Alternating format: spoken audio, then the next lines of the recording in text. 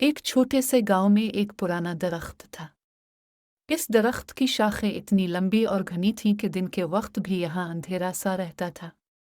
गांव वाले कहते थे कि इस दरख्त के पास रात को जाना खतरनाक हो सकता है, क्योंकि वहाँ एक भूत रहता था।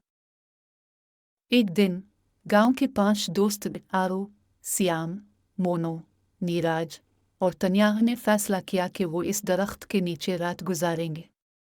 वो सब बहुत बहादुर थे और उन्हें भूत प्रेत की कहानियां सुनना पसंद था। शाम को जब सूरज गुरूब होने लगा तो ये पांचों दोस्त दरख्त के नीचे एक चटाई बिछाकर बैठ गए। उन्होंने अपने साथ लाए हुए स्नैक्स खाए और हंसी मजाक करते रहे। लेकिन जैसे जैसे रात बढ़ने लगी, हवा में ठंडक आ गई और दरख्त की शाखों से अजीब अजीब आवाजें आने लगी। आरो ने अचानक महसूस किया कि किसी ने उसकी पीठ पर हल्की सी चपत लगाई है। वो चौंका और बोला, क्या किसी ने मेरी पीठ पर हाथ मारा? लेकिन इसके दोस्त हंस पड़े और कहा कि ये तो हुआ की आवाज होगी। थोड़ी देर बाद सियाम ने देखा कि दरख्त की छांव में कुछ चमकदार आंखें चमक रही है। वो खौफ के मारे कांप फाटे।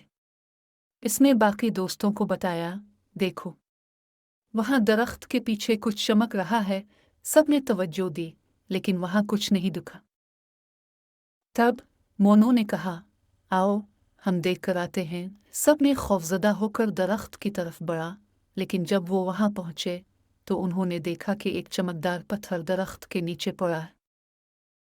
नीराज ने पत्थर उठाया और पाया कि ये एक पुराना चमकदार कंघा था।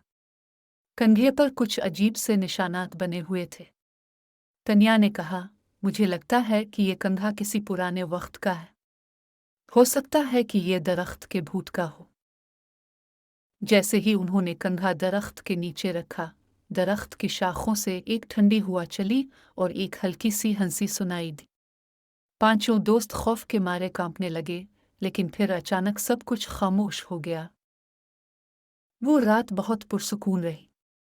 अगली सुबह जब वो जागे तो दरख्त के पास से गुजरते हुए किसी ने देखा कि दरख्त की शाखों पर एक नई कंघी की छांव बन गई थी। ये देखकर सब ने राहत की सांस ली और समझ गए कि शायद दरख्त का भूत अब सुकून से रह सकता था।